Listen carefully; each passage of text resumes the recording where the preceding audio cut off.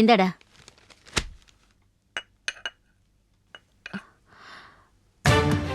ரமேஷ், அம்மா.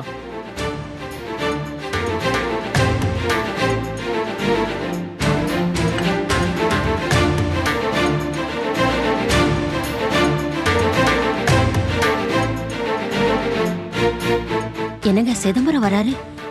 அதான் எனக்கும் தெரியல. ஒருவேளை மனசு மாதிரி கல்யாணத்துக்கு சம்மதம் சொல்ல வராரோ என்னவோ. இல்லங்க, கூட வரவங்கள பார்த்தா எனக்கு கொஞ்சம் குழப்பமாவே இருக்கு. சரி சரி.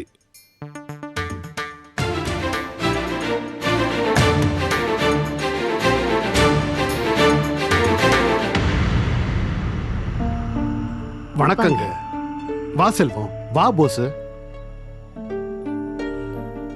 வாங்க உள்ள வாங்க.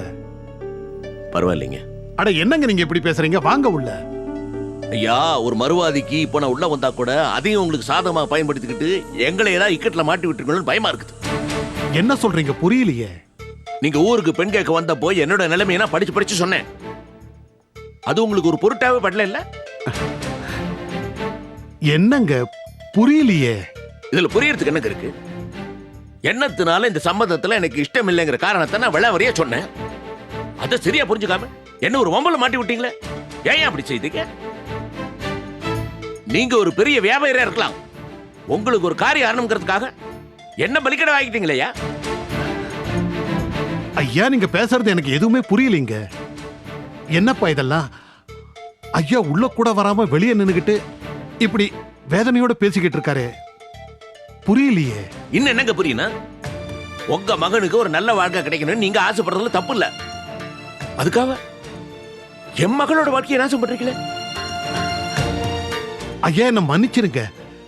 காரணம் இல்லாம நீங்க இப்படி பேச மாட்டீங்கன்னு எனக்கு நல்லா தெரியும். ஆனா சத்தியமா சொல்றேன், நீங்க இப்ப பேசுனதுக்கெல்லாம் எனக்கு ஒரு விளக்கமும் புரியல. என்னப்பா இதெல்லாம்? சார், உங்கள் வீட்டிலேருந்து ரமேஷோட அம்மா எங்கள் வீட்டுக்கு வந்து எங்கள் அம்மாக்கிட்டேயும் அண்ணங்கிட்டேயும் பவானி ரமேஷ் கல்யாணத்தை பற்றி பேசியிருக்காங்க. அம்மாவும் அண்ணனும் பேசி அனுப்பிச்சிட்டாங்க. இருந்தாலும் அதுக்கப்புறம் என்ன நடந்திருக்கும்னு உங்களுக்கே தெரியும். மாமா சொல்லி தான் இதெல்லாம் நடக்குது. எல்லாருமா சேர்ந்து நாடகம் போட்டீங்கன்னா அந்த ராஜம்மா மாமா கண்டபடி பேசுறாங்க. வீட்டில் ஏகப்பட்ட பிரச்சனை. இப்படி இருக்கும்போது மாமா வேற எப்படி பேசுவாரு? கேண்டி, இதுக்கெல்லாம் நீதான் காரணமா? யார கேட்டு நீ அந்த வீட்டுக்கு போன? மன்னிச்சிருங்க. ரமேஷ் வருத்தமா இருக்கிறத பார்த்து மனசு பொறுக்காம தான் நான். அவன் வருத்தமா இருந்தா அவனுக்கு புத்தி சொல்ல வேண்டியது தானே. அதை விட்டுட்டு யாரையும் அந்த வீட்டுக்கு உன்னை போக சொன்னது? இப்ப பார், உன்னால யாரெல்லாம் பாதிக்கப்பட்டு இங்க வந்து நிக்கிறாங்க. இது கொஞ்சம் கூட நல்லா இல்லடி. நீ பண்ணது பெரிய தப்பு. மன்னிச்சிருங்க. என்னடி மன்னிப்பு? மன்னிப்பு தோ மனசு நொந்து போய் நிக்கிறாரே, அவர்கிட்ட கேளு. என்ன மன்னிச்சிருங்க.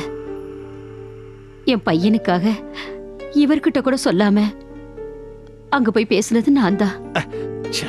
நான் போய் பேசினா பிரச்சனை சரியாகி நல்லது நடக்கும்னு நினைச்சுதான் போனேன்.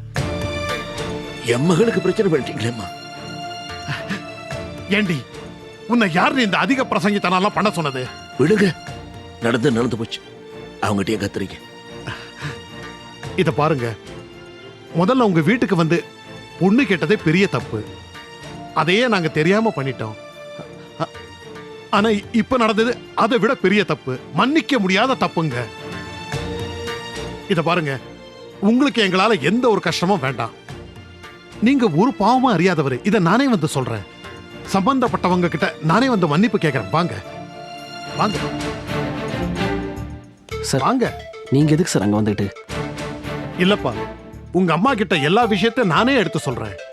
சிதம்பரத்து மேல எந்த ஒரு தப்பும் இல்லைன்னா அவங்களுக்கும் தெரியட்டும். நீங்க வாங்க. ஐயா, நீங்க அங்க போங்க. உங்களுக்கு என்ன சொன்னமோ சொல்லிக்கங்க. என்ன வற்புறுத்தாதீங்க. எனக்கு இங்க வரவேற்பு நல்லா இருக்காது. ஐயா, உங்க முன்னாடி உங்களுக்கு நேர்ந்த அவமானத்தை தொடச்சாதாங்க எனக்கு நிம்மதி. தயவு செஞ்சு எனக்காக வாங்க. கொஞ்சம் எடுத்து சொல்லுப்பா. மாமா வாங்க. மாமா வாங்க ஐயா. வாங்க மாமா. சரி.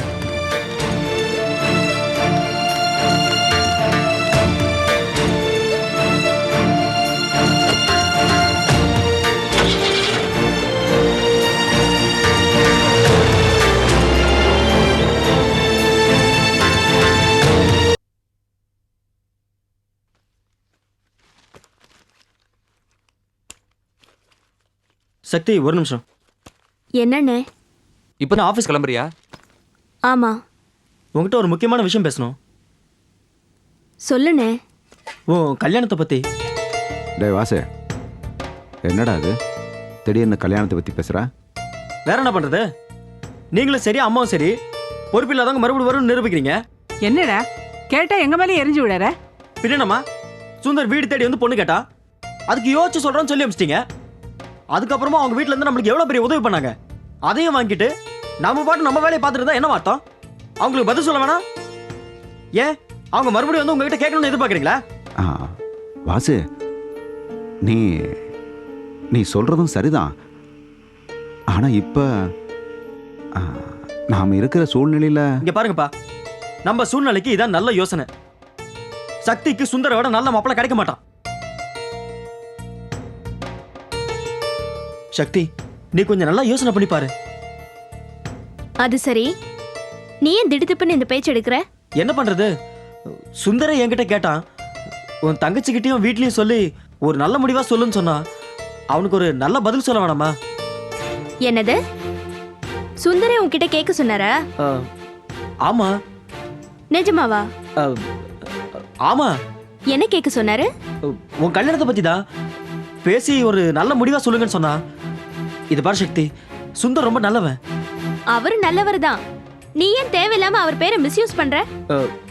நீ என்ன சொல்ற? நிச்சயமா சுந்தர் இத பத்தி பேச சொல்லி உன்கிட்ட சொல்லிருக்க மாட்டாரு. எனக்கு நல்லாவே தெரியும். அது எப்படி இவ்வளவு உறுதியா சொல்ற? ஏன்னா நானும் அவரும் இத பத்தி ஏற்கனவே பேசி தெளிவான முடிவு எடுத்தாச்சு. ஏமா என்னம்மா சொல்ற? அப்பா, நானும் சுந்தரும் ஒரு தடவை தனியா பேசணும். அப்ப நான் மனசை விட்டு என்னோட நிலைமை, நம்ம குடும்ப சூழ்நிலை எல்லாத்தையுமே சொல்லிட்டேன். இந்த சமயத்துல கல்யாணத்தை பத்தி வர நினைப்பு கூட முட்டாள்தனம்னு அவர்கிட்ட சொல்லிட்டேன். இது எல்லாத்தையும் விட என் மனசுல அவர் மேல நிறைய மரியாதை இருக்கு. மரியாதை இருக்கே தவிர கல்யாணம் பண்ணிக்கணும்ன்ற ஈர்ப்போ ஆசையோ இல்லைங்கிறத சொல்லிட்டேன். சுந்தர் மாதிரி ஒரு அருமையான ஜென்டில்மேனை பார்க்கறது ரொம்ப அபூர்வம்பா. எல்லாத்தையும் கேட்டுட்டு ரொம்ப கேஷுவலா எடுத்துக்கிட்டாரு. அவர் மனசுல சின்ன வருத்தமோ சங்கடமோ இல்ல. சரி சக்தி, நம்ம நல்ல ஃப்ரெண்ட்ஸா இருப்போம்னு சொன்னாரு.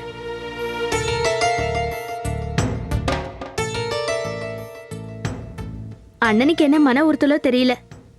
சுந்தர் கேட்க சொன்னதா பொய் சொல்லி இந்த பேச்சு ஆரம்பிச்சிருச்சு. ஏன எதுக்கு இப்படி சொன்ன? இல்ல சக்தி, அவங்க வீட்டில் அவங்க அப்பா அம்மா இதை பத்தி பேசிட்டு இருந்தாங்க. கேட்ட எனக்கு கொஞ்சம் உறுத்தலா இருந்தது.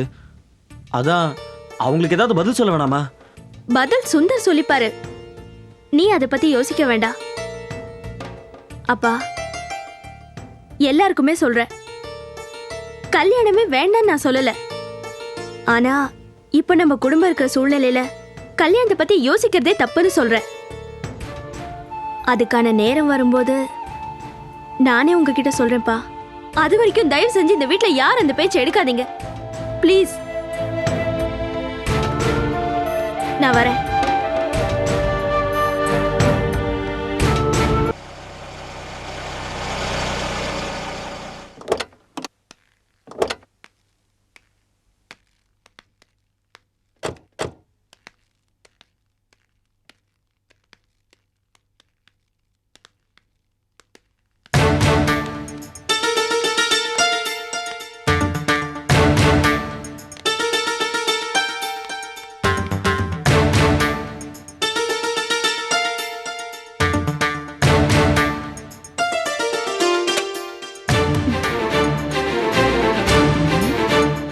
அடடா, கண்கொள்ள காட்சியெல்லாம் இருக்கு.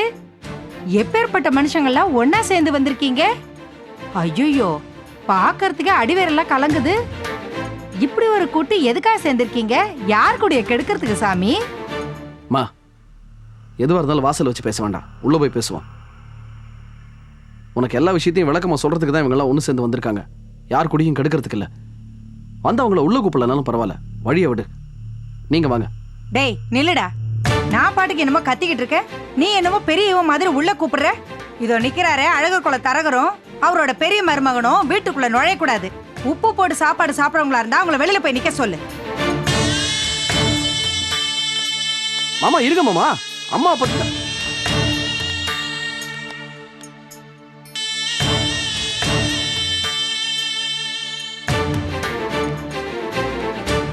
உனக்கு நாகரிகம்ன்றதே கொஞ்சம் கூட கிடையாதாம்மா? வீடு தேடி வந்தவங்களை இப்படி அவமானப்படுத்துவேன்? டேய், நான் உன்னை பெத்தவடா. எனக்கு ஒண்ணு நீ மரியாதை கத்து தர வேண்டாம். முதல்ல அம்மா கிட்ட மரியாதையை எப்படி நடந்துக்கணும்னு மாணிக்கத்தை பார்த்து கத்துக்கோ. அம்மா, நீங்க எங்களுக்கு மரியாதை கொடுப்பீங்கன்னு எதிர்பார்த்து நாங்க இங்க வரல. அப்படியே நீங்க கொடுக்காட்டாலும் எங்க மரியாதை ஒன்றும் குறைஞ்சு போயிட போறது இல்லம்மா. நல்லா பேசுற சாமி. அந்த தரகருக்கு சம்மந்தி ஆகிற தகுதி உனக்கு கண்டிப்பா உண்டு. அத பத்தி சொல்லத்தாமா நான் இங்க வந்திருக்கேன். நானும் என் சம்சாரமும் அழகர் குலத்துக்கு போய் சார பார்க்கும்போது அவர் அடிச்சு சொல்லிட்டாரு, மறுபடியும் அந்த கல்யாணத்தை பத்தி பேசாதீங்க, இது ஒத்து வராது அப்படின்னு தீர்மானமா சொல்லிட்டாரு. நானும் இதுக்கு மேல எதுவும் பேச மாட்டேன்னு சொல்லிட்டு தாமா வந்தேன். ஓஹோ, பின்ன ஏன் ஓம் பண்ணாடி இங்க வரணும்? இந்த விஷயம் எங்களுக்கு யாருக்கும் தெரியாத ஒண்ணுமா. இந்த குழப்பத்துக்கெல்லாம் அந்த முட்டாள் தாமா காரணம். வீட்டுல ரமேஷ் என்னவோ வருத்தப்பட்டிருக்கான். அதுக்காக இவ எனக்கு தெரியாம என்னவோ பெருசா சாதிக்க போறேன்னு நினைச்சு இங்க வந்து பெரிய குழப்பத்தை உண்டு பண்ணிட்டா. இந்த பிரச்சனைக்கெல்லாம் அதாம்மா காரணம். இது தெரியாம நடந்த ஒரு தவறு. இதுக்காக தயவு செஞ்சு சிதம்பரத்தை தப்பா நினைக்காதீங்க. அவரை நீங்க குத்தம் சொல்லாதீங்க. எந்த விதத்திலையும் இதுல அவருக்கு எந்த ஒரு சம்பந்தமும் கிடையாது. அவர் ரொம்ப பாவங்க. அபாண்டமா அவர் மேல ஒரு பழிய போட்டுறாதீங்க. ஓஹோ, சம்மந்திக்கு சம்மந்தி சப்போர்ட்டுக்கு வந்திருக்கீங்க அதானே? அம்மா, திரும்ப சம்பந்தின்னு சொல்லாதீங்க. நான் என்னுடைய கௌரவத்தை ஒதுக்கி வச்சுட்டு எல்லாத்தையும் மறந்துட்டு இங்க வந்திருக்கேன். ஏன் தெரியுமா? அந்த நல்லவர் என்னால உங்ககிட்ட பேச்சு வாங்க கூடாதுன்னு தான்மா. அவர் ரொம்ப பாவம்மா. நீதாயா பழைய சங்கதியெல்லாம் வசதியா மறக்க ஆரம்பிச்சிட்டியே. அதான் பொண்ணு கேட்டு அழகர் குளம் போனேன். உன் சம்சாரம் இங்க வந்தா, இப்ப மறுபடி நீ இங்க வந்திருக்க. ஒண்ணு தெரியுதியா, பழச எல்லாத்தையும் மனசுல ஒதுக்கி வச்சுட்டு நீ ஏதோ திட்டம் போடுற. அந்த ஆளு உங்கள கூட சேர்ந்திருக்காரு. அம்மா, சிதம்பரத்து மேல ஒரு தப்பும் இல்லம்மா. எனக்கும் அவருக்கும் எந்த ஒரு சம்பந்தமும் இல்ல.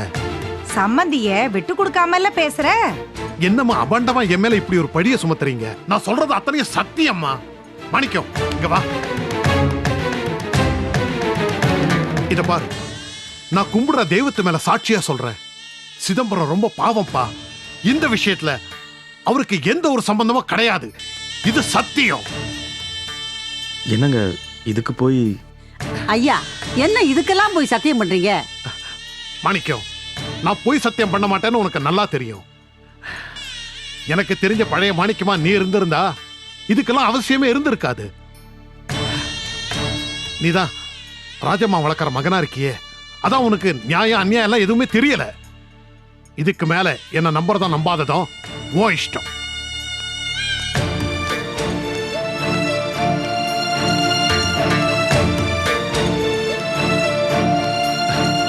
ஐயா, என்னோட பைத்தியக்காரத்தனம் உங்களுக்கு பெரிய சங்கடத்தை கொடுத்துருச்சு. தயவு செஞ்சு என்ன மன்னிச்சிருங்க. பரவாயில்ல. சரி வாங்க போலாம். வேணா நீங்க போங்க, நான் போய்க்கிறேன். ஐயா வாங்க.